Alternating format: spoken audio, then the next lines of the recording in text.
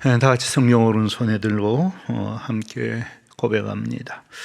나는 성경의 하나님의 말씀이며 신앙과 행위에 대한 유일한 법칙임을 믿습니다.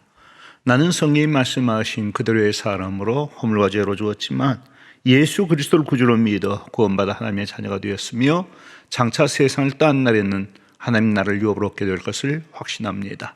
나는 평생 성경에 기록된 대로 예수 그리스도를 믿고 따를 것이며 이 말씀에 증유되어 땅끝까지 그리스도의 복음을 전하며 살겠습니다. 아멘. 주님은 이 천국 백성의 특징적인 모습을 이러이러한 자는 복이 있나니라는 표현의 방식을 빌려 설명하고 계십니다. 즉 그렇게 하면 복이 있게 될 것이다. 그렇게 하면 하나님이 복을 주실 것이다. 그런 의미의 말씀이 아니라 이미 구원받고 천국 백성 된 사람들은 그런 특징적인 모습을 갖는다. 그런 모습으로 세상을 살아간다. 그런 의미의 말씀이지요. 그게 팔복의 말씀입니다.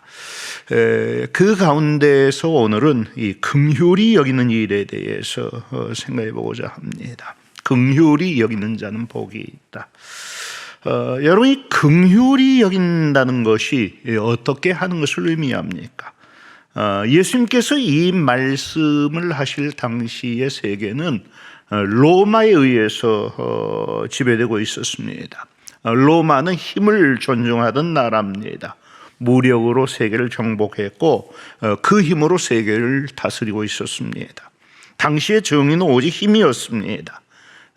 그래서 힘없는 노예나 여자나 어린아이는 무시당하고 억압당할 수밖에 없었습니다. 특히 노예는 살아있는 도구에 지나지 않았습니다. 마음대로 사고 팔 수 있었고 기분에 따라서는 죽일 수도 있었습니다. 노예에게 동정심을 베푸는 일은 법으로 금지되어 있었습니다. 여자와 아이들도 많은 학대를 받았습니다. 부모가 원치 않는 아이는 쉽게 버림을 당했습니다. 당시 남편이 임신한 아내에게 써보낸 편지를 보면 남자아이거든 살려두고 여자아이거든 버리라는 글귀가 나타납니다. 여자와 아이들은 모두 힘 있는 자의 놀이객감에 지나지 않았고 그들을 향한 긍휼 같은 것은 도저히 기대할 수가 없었던 것입니다.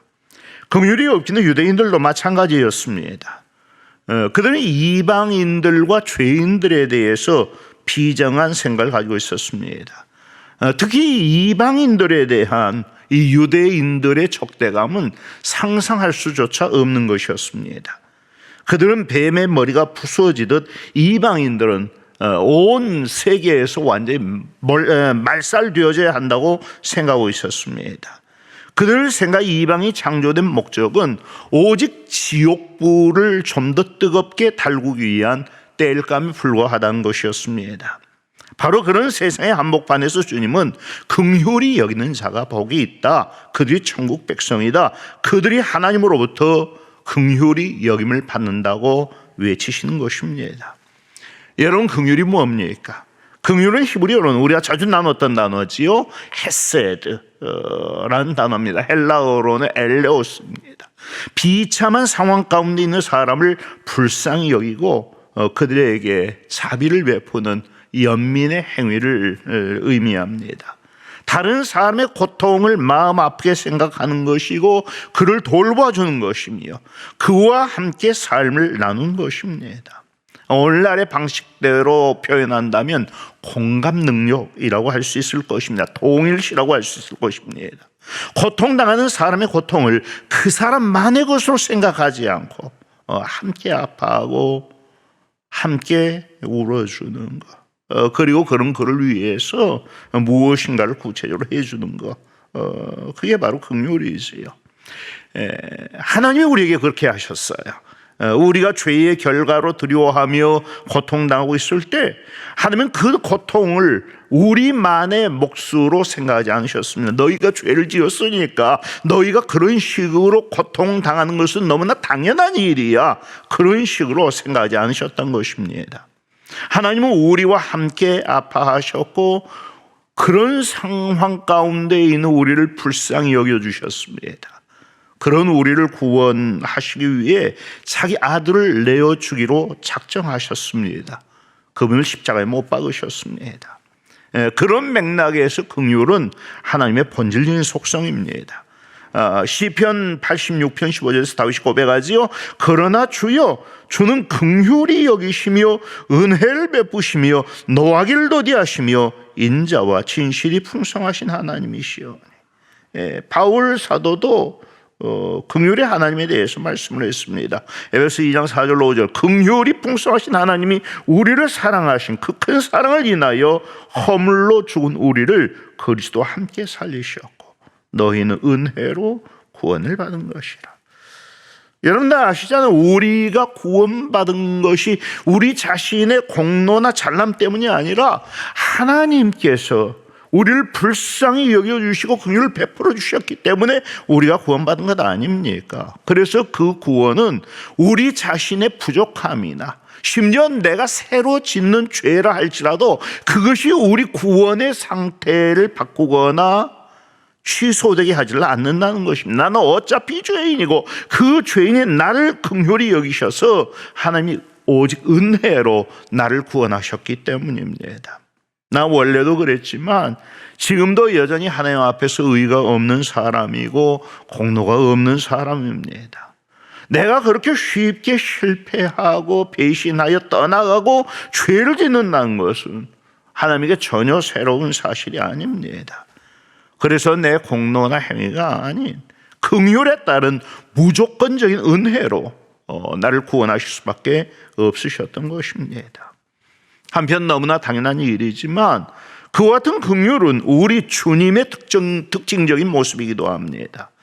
여러분도 아시다시피 제가 이번에 미국에 다녀온 후 2주 동안 이 자가 격리 기간을 가졌는데 사실 집에 있지 않고 저 교육관 4층에 있는 제 사무실에 있었습니다. 그런데 참 이게 보통 일이 아니더라고요. 이 교회 지붕이 빤히 내려다 보이는데 목사가 주일 예배에도 참석할 수가 없는 거예요. 그래서 혹시 찬송 소리라도 좀 들리지 않을까 싶어서 문을 열어놓고 교회 쪽을 향해서 이 귀를 기울여 보았는데 우리 교회가 이 방음이 너무 절려서 그런지 찬송 소리조차도 들리질 않는 겁니다. 여러분 그때 제 마음이 어땠겠어요?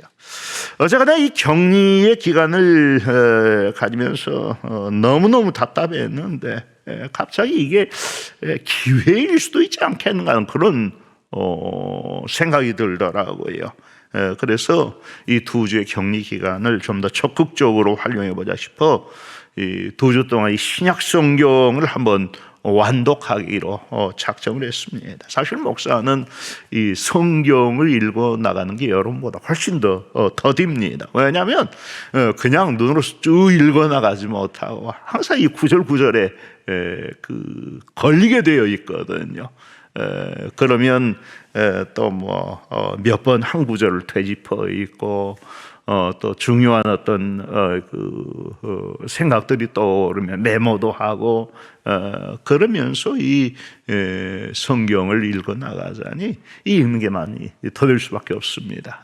그렇지만 어쨌거나 이번에 이 성경 신약 성경을 한번 완독해 보자 생각하고 열심히 읽어 나가고 있는데 정말 놀랍게도 이번에 제 눈에 계속 눈에 들어온 이 단어가 뭔지 아십니까? 저는 이제까지 수십 번 성경을 읽었지만 복음서에 그 단어가 그렇게 많이 기록되어 있는지 전혀 몰랐어요.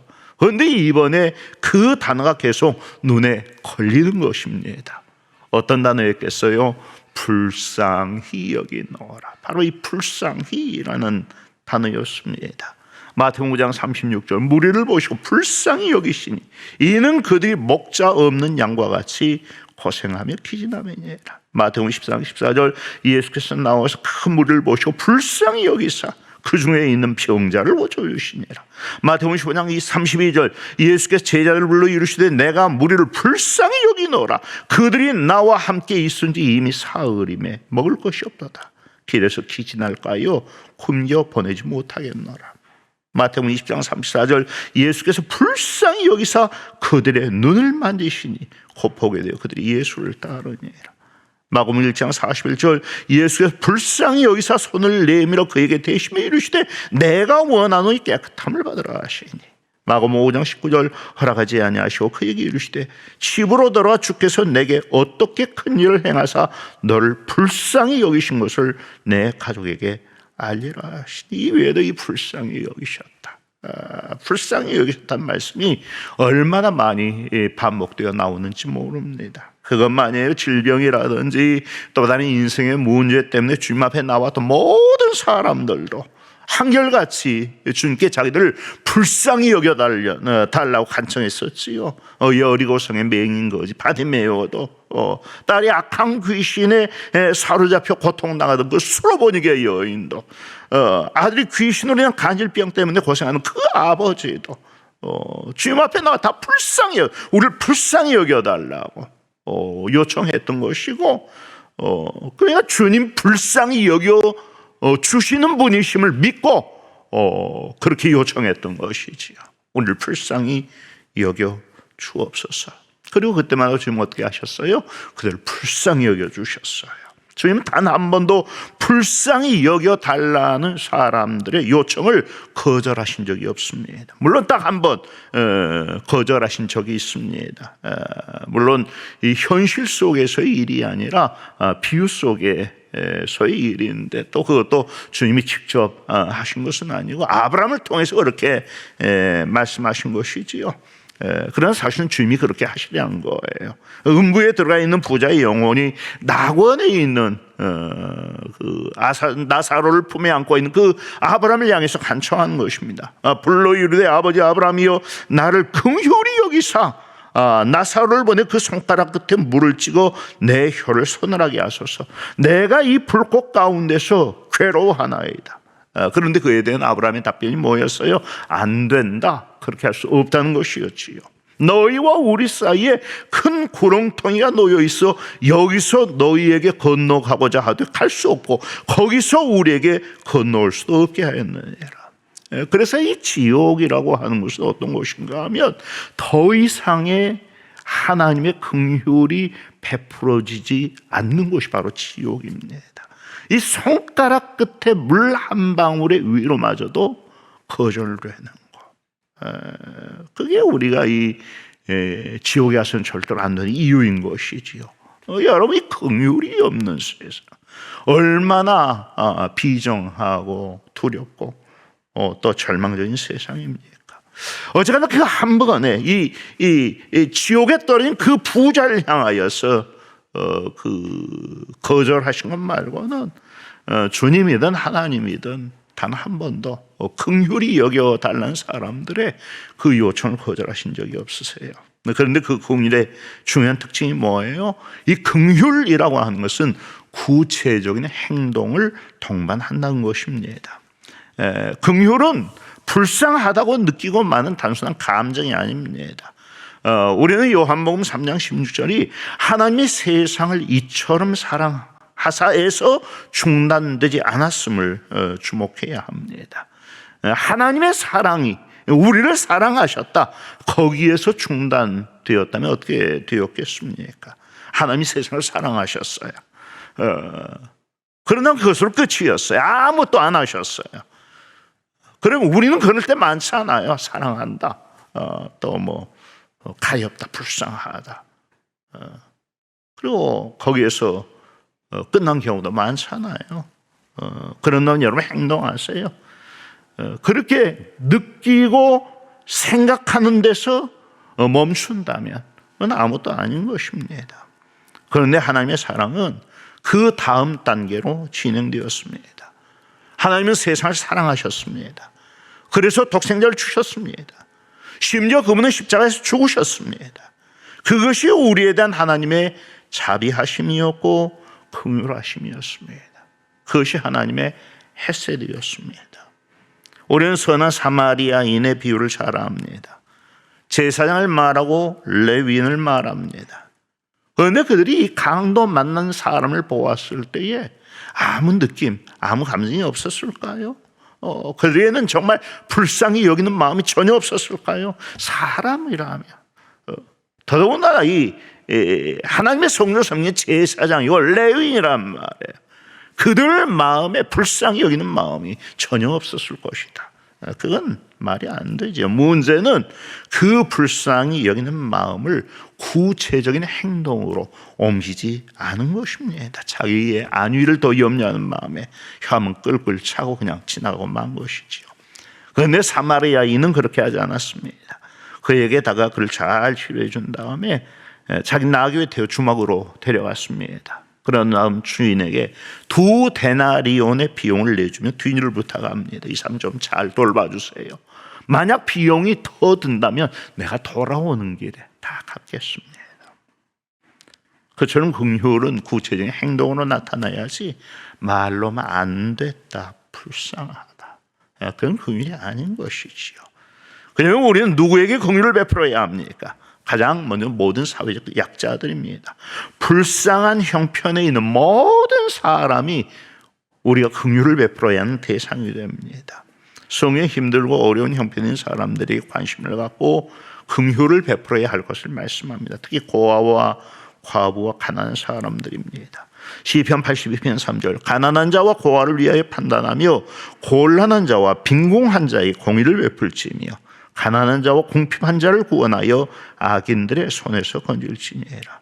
시편 41편 1절 가난한 자를 보살피는 자에게 복이 있으며 재앙의 날에 여호와께서 그를 건지시리로다. 잠언 19장 17절 가난한 자를 불쌍히 여기는 것은 여호와께 구워드리는 것이니 그의 선행을 그에게 갚아주시리라. 우리 이 문제를 그렇게 생각해 보자고요. 실제로 마태복음 25장에 나타난 양과 염소의 비유에서 주님 그렇게 말씀하셨어요. 내가 줄일 때에 너희가 먹을 것을 주었고 목마를 때 마시게 하였고 나그네 되었을 때 영접하였고 헐벗었을 때 옷을 입혔고 병들었을 때 돌봤고 옥에 갇혔을 때 와서 보호한다니라. 그러니까 장세로부터 너희를 위하여 예비된 나를 상속받아라. 주님은 우리가 언제 그렇게 했다고 그렇게 말씀하십니까? 여기 있는 내 형제 중에 지극히 작은 자 하나에게 한 것이고 내게 한 것이니라. 왼편에 있는 자에게 말씀하십니다. 너희는 한 번도 내게 그렇게 하지 않았다. 주님은 우리가 언제 그렇게 하지 않았습니까? 여기 있는 지극히 작은 자 하나에게 하지 않은 것이 곧 내게 하지 않은 것이니라. 그러니까 그게 원리인 거예요. 하나님은 자신이 긍휼을 베풀고 돌봐주기를 원하시는 사람을 내게 보내시고 하나님을 대신해서 내가 그 사람을 잘 돌봐주길 기대하시는 것입니다. 가난한 자를 불쌍히 여기는 것은 여호와께 구워드리는 것이란 말씀이 그런 의미 아니겠어요? 그러므로 우리는 그런 생각 뭐예요? 하나님이 직접 돌봐주시기를 원하시는 그 사람을 지금 내게 보내주셨다는 그 생각으로 우리 주변에 힘없고 소외되고 이 연약하고 불쌍한 사람들을 힘껏 돌봐주어야 하는 것입니다. 뿐만 아니라 내게 잘못한 사람도 내가 긍휼을 베풀어 주어야 할 대상이 됩니다.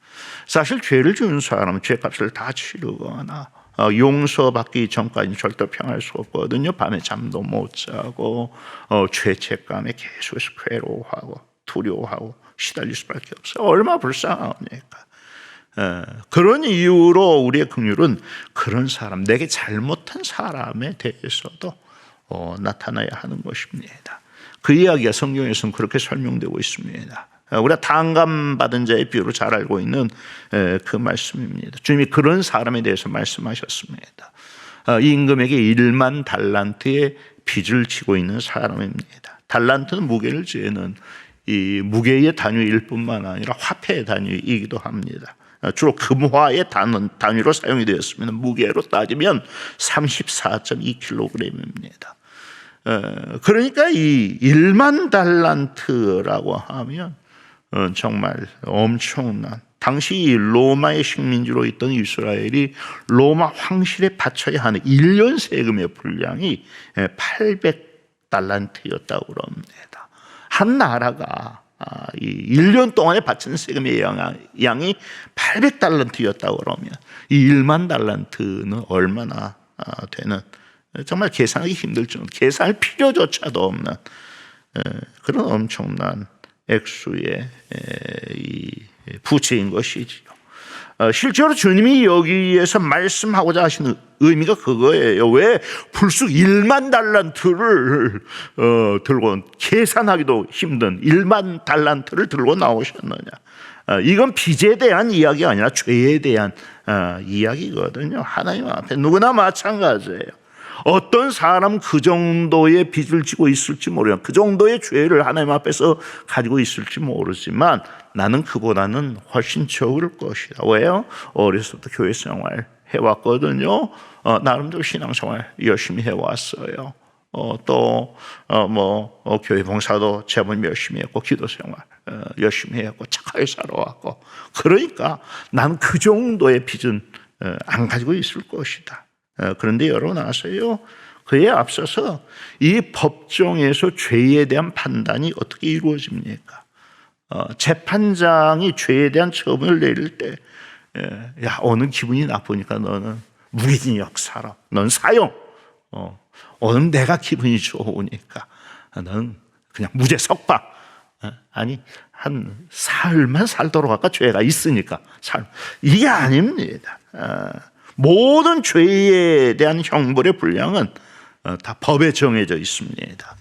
그 법에 따라서 요즘 이 많이 논란이 되고 있는 음주운전 사고를 예로 든다면, 음주운전으로 사망사고를 냈을 때 이 윤창호법에 의하면 3년 이상의 징역에서 무기징역까지 이렇게 선언하도록 법에 규정이 되어져 있습니다. 법에 따라 모든 죄가 결정이 된다는 것이지요. 그런데 예수 그리스도의 구속을 적용하기 이전 우리 모든 사람들에 대해서 일단 내려져 있었던 하나님의 처분이 뭡니까? 그건 바로 사망입니다. 우리는 이미 다 하나님으로부터 사망의 처분을 받고 있었던 사람입니다. 하나님이 우리에게 이미 사망을 선고하셨습니다. 그 말씀은 하나님 앞에서 내 죄가 그 정도의 죄다, 그런 얘기입니다. 그만큼의 죄다.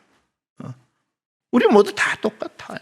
예수 그리스도의 구속을 적용하기 이전에 우리는 모두 하나님으로부터 사망의 선고를 받은 사람들입니다. 지금 주님 말씀하신 이 1만 달란트의 의미가 그것입니다. 여러분, 그거 어떻게 갚겠어요? 그런데 임금이 탕감해 줬단 말이야. 하나도 없는 것으로 만들어 주었어요. 하나님이 예수 그리스도의 구속을 우리에게 적용해서 우리를 죄 없다고 선언해 주셨습니다. 그래서 이 종이 풀려나와서 길을 가는 것입니다. 그러다가 거기에서 내게 200데나리온의 빚을 지고 있는 동료를 만납니다. 한 달란트도 채 되지 않는, 이 200데나리온이라고 해봐야 30분의 1달란트에 지나지 않습니다. 물론 제법 많은 그 액수의 돈이긴 하지요. 그런 이 동료를 만났습니다. 그 멱살을 붙잡고 말하면, 왜 안 갚냐? 요즘 코로나 때문에 장사가 너무 안 돼가지고 내가 지금 빚을 못 갚고 있다. 조금만 참아달라. 이 형편이 조금만 나으면, 이 코로나 조금만 지나고 나면 내가 금방 갚을게. 안 돼. 지금 당장 갚아. 그 일로 끌고 가서 감옥에 쳐넣어버린 것이지요. 그렇게 했다는 이야기를 임금이 들은 것입니다. 그래서 그를 다시 붙잡아 오라고 명령합니다. 그리고 말씀합니다. 약한 놈, 네가 그렇게 사정하기에 내가 1만 달란트 빚을 전부 다 탕감해 주었는데 넌 네 동무에 200데나리온의 빚도 참아줄 못한단 말이냐. 내가 너를 불쌍히 여긴 것 같이 너도 마땅히 네 동료를 불쌍히 여겨주어야 하는 것 아니냐. 당장 이놈을 감옥에 쳐넣어버려라. 그 빚을 한 푼 남김없이 다 갚기까지는 결단코 거기에서 나오지 못할 것이다. 그 모든 비유의 결론이 그것이지요. 너희가 각각 마음으로부터 형제를 용서하지 아니하면 나의 하늘 아버지께서도 너에게 이와 같이 하시리라. 이미 말씀드린 이건 빚에 대한 얘기가 아니라 죄에 대한 이야기이고 빚을 갚는 일에 대한 이야기가 아니라 긍휼과 용서에 대한 이야기입니다. 우리는 이미 하나님이 이미 사망으로 정해져 있던 내 죄의 값을 그리스도께서 십자가에서 이루신 그 구속을 적용하심으로 나를 용서해 주셨단 말이에요. 내 빚을 다 탕감해 주셨단 말이에요. 그러면서 기대하시는 거예요. 내가 너를 용서한 것 같이 너도 용서하면서 살아야 되지 않겠느냐. 내가 너에게 긍휼을 베푼 것 같이 너도 긍휼을 베풀면서 살아라. 그렇게 사는 사람이 천국 사람이다. 천국 사람은 그런 방식으로 살아간다. 같은 맥락에서 우리는 죄의 비참한 결과를 알지 못한 사람들 향해서도 이 영적인 긍휼을 베풀 수 있어야 됩니다. 몇 주 전에 이 애통하는 일에 대해서 말씀드릴 때도 말씀드렸지만 여러분, 주님이 뭘 보고 우셨어요? 죄로 인해서 비참하게 죽어가는 그 영혼들과 나서의 죽음 앞에서 우셨잖아요. 죄의 결과로 비참하게 죽어가는 그 인생의 비참함과, 그런데 그 앞에서 사람 아무것도 할 수 없어요. 우는 것밖에는 아무것도 할 수가 없는 거예요. 그런 사람들의 연약함과 무능함의 모습을 보시면서 그것을 마음 아파하며 지금 우셨잖아요. 또 예루살렘의 멸망을 바라보며 우셨는데 자기들의 죄로 말미암아 비참하게 멸망 나갈 그 잠깐 후의 일을 알지 못하고 오늘의 화려함과 즐거움에 취해서 세상에 취해서 살아가는 그 예루살렘 사람들의 무지한 모습을 보면서 주님 안타까워하며 우셨습니다. 유명한 전도 찰스 피니도 그랬습니다. 찰스 피니가 뉴욕의 한 거리에서 어린아이처럼 엉엉 울고 있는 것입니다. 잠깐 울음을 그쳤다가 또 지나가는 사람들 지켜보다 또 우는 것입니다. 그리고 찰스 피니를 아는 한 사람이 다가와 뭘 보고 그렇게 우느냐고 묻습니다. 그러자 피니가 대답합니다. 죄로 인해 죽어가는 사람들이 나를 그렇게 울게 합니다. 여러분, 우리가 왜 도무지 전도하지 않을까요? 죽어가는 영혼에 대해 이 긍휼히 여기는 마음, 불쌍히 여기는 마음이 없기 때문이 아닐까요? 지금 그들은 다른 길로 가고 있지 않아요. 지옥을 향해서 부지런히 달려가고 있어요. 그냥 내버려 두면 그냥 지옥으로 가서 떨어져 버린단 말입니다. 안 불쌍해요? 어떻게 하시겠어요? 우리는 그들을 불쌍히 열 수가 있어야 됩니다. 그것이 긍휼의 마음이고, 저희는 그런 긍휼의 마음을 가진 사람들이 복이 있다고 말씀하시는 것입니다. 어떤 복입니까? 주님 말씀하신 긍휼히 여기는 자는 복이 있나니 저희가 긍휼히 여김을 받을 것입니다. 정말 착각하기 쉬운 말씀입니다. 마치 우리가 다른 사람을 긍휼히 여겨 주었을 때 하나님도 우리를 긍휼히 여겨 주실 것이라고 말씀한 것처럼 들리기 때문입니다. 이 말씀만이 아닙니다. 비슷한 말씀이 또 있습니다. 주기도문에서도 우리가 우리에게 죄 지은 자를 사하여 준 것 같이 우리 죄를 사하여 주시옵고라고 그랬잖아요. 너희가 사람의 잘못을 용서하면 너희 하늘 아버지께서도 너희 잘못을 용서하시려니와 너희가 사람의 잘못을 용서하지 아니하면 너희 아버지께서도 너희 잘못을 용서하지 아니하시리라 라고도 말씀하셨습니다. 그래서 많은 분들이 이 하나님의 긍휼을 잊기 위한 조건으로 우리의 선제인 긍휼을 말씀하는 분들이 있습니다. 하지만 그것이 성경의 근본적인 사상과 일치합니까? 우리가 다른 사람을 용서했기 때문에 하나님이 우리를 용서하시는 것이냔 말이에요. 아니잖아요. 주님은 아직 우리가 연약할 때에, 아직 우리가 하나님과 원수되어 있을 때 우리를 위하여 십자가에 죽어주셨습니다. 그리고 그 은혜로 날 용서하시고 구원해 주셨습니다. 내가 먼저 이웃을 긍휼히 여기거나 잘못을 용서한 그 공로가 우리를 긍휼히 여겨주시는 조건이 된 것이라면 주님이 그렇게 하실 필요가 없잖아요. 그래서 오늘의 이 말씀은 조금 다른 시각에서 해석할 수가 있어야 됩니다. 뭡니까? 원래 우리는 다른 사람을 긍휼히 여길 만한 자격을 가진 존재도 또 그럴 수 있을 만큼 너그러운 존재도 아닙니다. 그런데 하나님께서 먼저 우리에게 긍휼하심을 나타내셨고 그 은혜로 우리를 구원해 주셨습니다. 그리스도 안에서 우리를 새로운 피조물로 만드시고 새로운 성품과 마음을 우리 안에 하나님이 집어넣어 주셨습니다. 그러면서 주시는 숙제가 하나 있지요. 이전과는 다른 존재로 살아야 된다. 너의 옛사람의 성품과 마음으로 살지 말고 예수 그리스도를 닮은 새 사람의 성품과 마음으로 살아라. 내가 다른 사람을 긍휼히 여길 수 있는 모든 가능성을, 우리의 옛사람에게는 전혀 다른 사람을 불쌍히 여길 수 있는 가능성이 없었단 말이에요. 너무 쉽게 화를 내고 또 보복하기를 저게 참지를 못하는 거예요.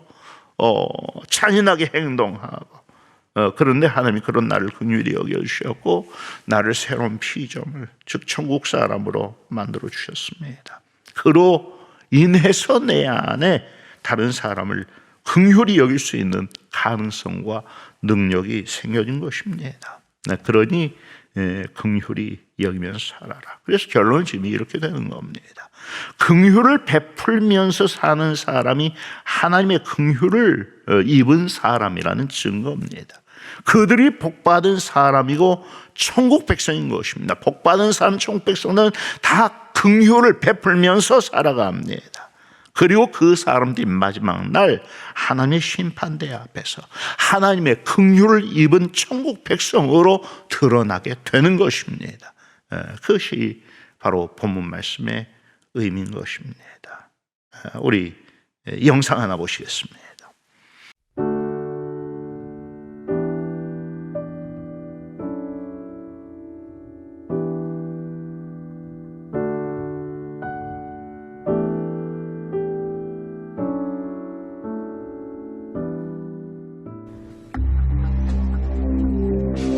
On November 5th, 2003, all doubt of Ridgway's guilt was erased.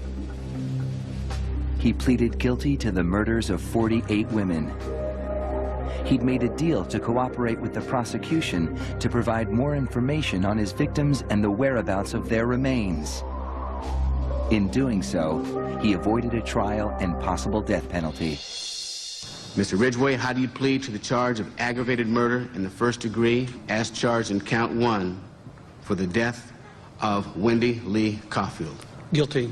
How do you plead to the charge of aggravated murder in the first degree as charged in count 2? Guilty. Guilty. Guilty. It's like he didn't have any remorse at all for what he had done. You know, he'd killed so many people, he didn't remember who they were, what they looked like. I just couldn't believe that somebody could kill all those people and not remember them.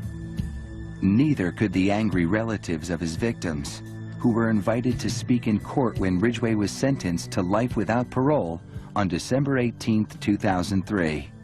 You had said your memory, when it comes to all of the women you took, was gone. Our memory is not. In your words, you said that they didn't mean anything to you, but she meant everything to us. She was a mother, she was a wife, she was a sister, and we miss her.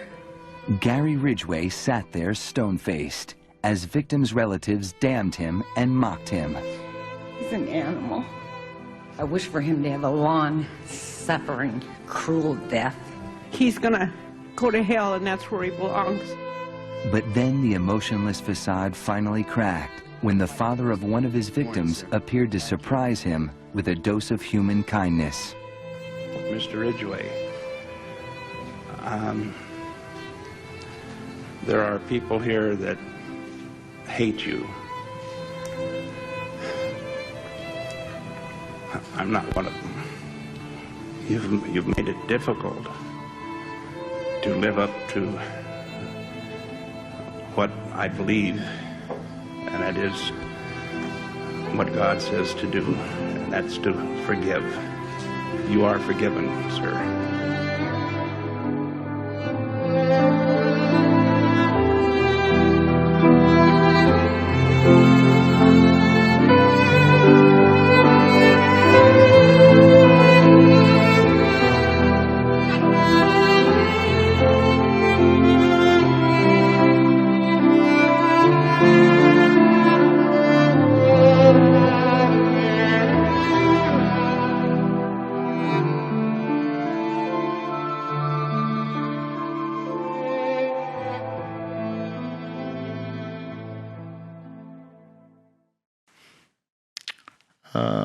성경 한 구절 읽고 말씀 맺습니다. 마태복음 9장 9절로 13절입니다. 예수께서 그곳을 떠나 지나가시다가 마태라 하는 사람이 세관에 앉아있는 것을 보시고 이르시되 나를 따라 하시니 일어나 따르니라. 예수께서 마태의 집에서 앉아 음식을 잡수실 때에 많은 세리와 죄인들이 와서 예수와 그의 제자들과 함께 앉았더니 바리새인들이 보고 그의 제자들에게 이르되 어찌하여 너희 선생은 세리와 죄인들과 함께 잡수시느냐. 예수께서 들으시고 이르시되 건강한 자에게는 의사가 쓸데없고 병든 자에게라야 쓸데있느니라. 너희는 가서 내가 긍휼을 원하고 제사를 원하지 아니하노라 하신 뜻이 무엇인지 배우라. 나는 의인을 부르러 온 것이 아니요 죄인을 부르러 왔노라 하시니라. 너희는 가서 내가 긍휼을 원하고 제사를 원하지 아니하노라 하신 뜻이 무엇인지 배우라. 우리가 진정으로 하나님께 올려드려야 할 가장 거룩한 제사가 바로 긍휼이라는 사실을 잊지 마시길 바랍니다. 기도하겠습니다. 아버지 하나님, 오늘도 하나님의 긍휼을 알게 하시고 그 긍휼을 배우게 하시며 그 긍휼의 마음으로 살아갈 것을 우리 마음에 품게 하시는 것을 감사드립니다. 아버지 하나님, 참 온 세상에 죽어가는 사람, 불쌍한 상황 가운데 있는 사람, 죄로 인하여 절망 가운데 있는 사람, 지옥을 향해 달려가는 사람, 특히 내게 대하여 잘못한 사람들에 대해서 하나님이 원하시는 충분한 긍휼을 나타내게 하시고 그로 말미암아 내가 마지막 날에 긍휼 입은 자인 사람으로 드러나지는 그런 역사적인 결과가 우리 모두에게 이룰 수 있도록 아버지 하나님, 오늘 우리의 삶을 성령으로 붙드시고 주장하시고 인도하여 주옵소서. 예수님의 거룩하신 이름으로 기도합나이다. 아멘.